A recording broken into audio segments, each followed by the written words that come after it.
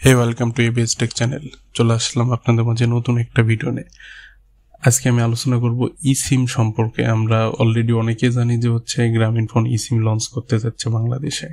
এটা already Bhutan, India, China এগুলোতে already use করতেছে তারা, বাট বাংলাদেশে এখনো ওইভাবে কেউ জানে না যে আসলে eSIMটা কি, তারা কেন ইউজ করবে, এটা সুবিধা কি।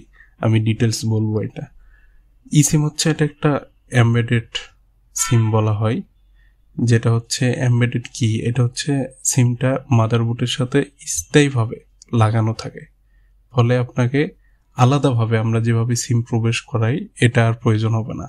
এটা একটা ছোট বলতে কত ছোট, আমাদের নর্মাল যে সিম কার্ড আছে এটা 10 ভাগের 1 ভাগ এতটা ছোট, এবং এটা মাদারবোর্ডের সাথে ফিক্সড করা থাকবে। সো আপনাকে বাড়তি কোনো সিমের প্রয়োজন হবে না। এটাই eSIM। এবং এটার সুবিধা কি অসুবিধা কি আমি সবগুলো স্টেপ ওয়াইজ বলবো।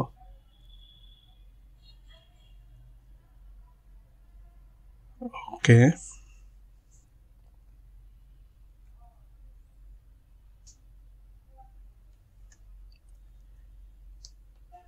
আচ্ছা, তার আগে আমরা জানি আমরা কিভাবে eSIMটা ব্যবহার করব। eSIMটা ব্যবহার করার ক্ষেত্রে অবশ্যই আপনাকে eSIM সাপোর্টেড একটা ফোনের প্রয়োজন হবে। হ্যাঁ, এখন আপনার কোন ফোনে eSIM সাপোর্ট করে কোনটা করে না কিভাবে জানবো। ওকে, আপনি এটা গুগলে সার্চ দিয়ে দেখে নিতে পারবেন। খুব কম সংখ্যক ফোনে eSIMটা সাপোর্ট করে। যেমন আমি যদি আইফোন বলি, এক্সআর এর পর যে মডেলগুলো বের হয়েছে এগুলোতে eSIM সাপোর্ট করে, তার আগেরগুলো করে না। যদি স্যামসাং বলি, স্যামসাং এস এবং যে জেড সিরিজ আছে এগুলোতে সাপোর্ট করে, এবং গুগলে পিক্সেল 2 এর পর থেকে সাপোর্ট করে। ওয়ানপ্লাসের আমার জানা মতে করে না, আরও কিছু 2-1টা ফোন আছে যেগুলোতে সাপোর্ট করে। সো এটা আপনি দেখে নিতে পারবেন। এবং এখানে কিছু স্টেপ ফলো করতে হয় যখন আপনি eSIMটা লঞ্চ হয়ে যাবে প্রপারলি। আমি ভিডিও করে দেখাই দিব কিভাবে আপনি স্টেপটা ফলো করবেন। ওকে, এখানে আপনার আগের যে সিম কার্ডটা আছে, তাহলে কি এটার যে নাম্বার সেভ বা ডকুমেন্টস গুলো আছে সবগুলো কি তাহলে চলে যাবে তথ্যগুলো? না, কোনোটাই চলে যাবে না। জাস্ট আপনার শুধু সুইচ হয়ে গেল, আপনার eSIM-এ এটা ট্রান্সফার হয়ে যাবে। তখন আপনার আর বাড়তি সিমের প্রয়োজন হবে না।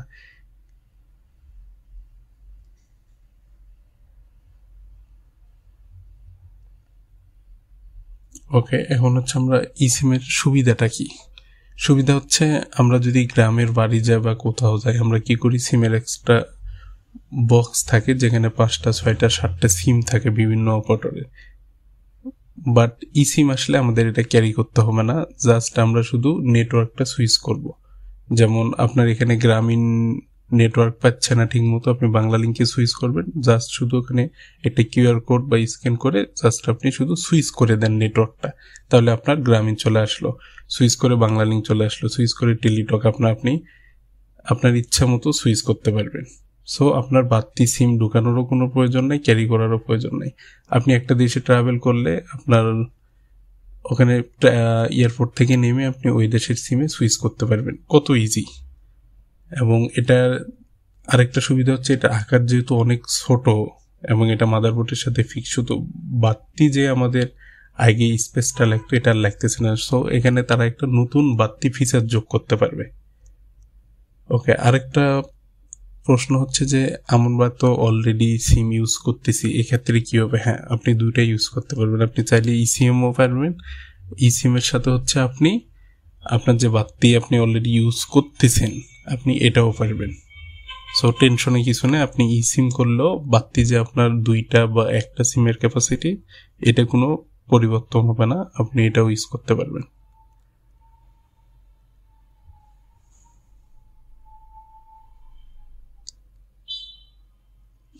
ওকে, eSIM-এর হ্যাঁ সব কিছুরই ভালো দিক আছে, খারাপ দিক আছে। এটারও কিছু খারাপ দিক আছে।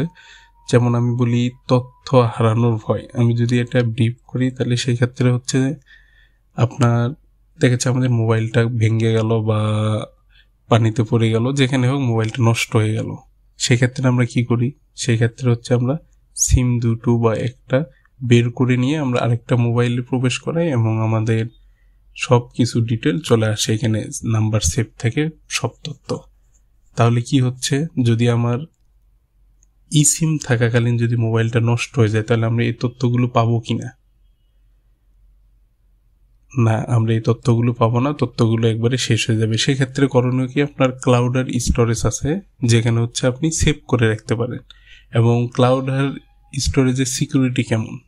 হ্যাঁ, এটা হচ্ছে যারা হ্যাকার তারা এটা হ্যাক করতে পারবে, বাট আমরা যে পজিশনে আছি এই পজিশনে এটা নিয়ে ভয়ের কিছু নাই, কারণ এত কষ্ট করে কেউ হ্যাক করতে আসবে না, বাট আপনার হ্যাক হওয়ার একটা পসিবিলিটি আছে। ওকে, এখন যদি আমি বলি বাংলাদেশে হচ্ছে এটা কবে লঞ্চ হবে, এটা ফার্স্টে যে লঞ্চের ডেট ছিল সেটা হচ্ছে 16 ডিসেম্বর 21, সেটা 16 ডিসেম্বরে লঞ্চ হয় নাই। তারপরে যেটা 7 মার্চ, এবং হ্যাঁ 7 মার্চেও এটা লঞ্চ হয় নাই। এটা এখনো ফিক্স না কবে লঞ্চ হবে, তবে রিসেন্টলি এই মাসের মধ্যে এটা লঞ্চ হয়ে যাবে। Okay, thank you so much for watching the video. eSIM আপনি কিভাবে আপনার ফোনে ইনস্টল করবেন এবং কিভাবে সুইচ করবেন এই ভিডিওগুলো নেক্সটে যদি আপনি পেতে চান অবশ্যই চ্যানেলটি সাবস্ক্রাইব করে পাশে থাকবেন।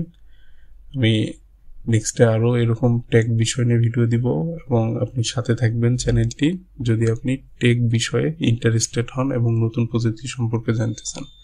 Thank you so much.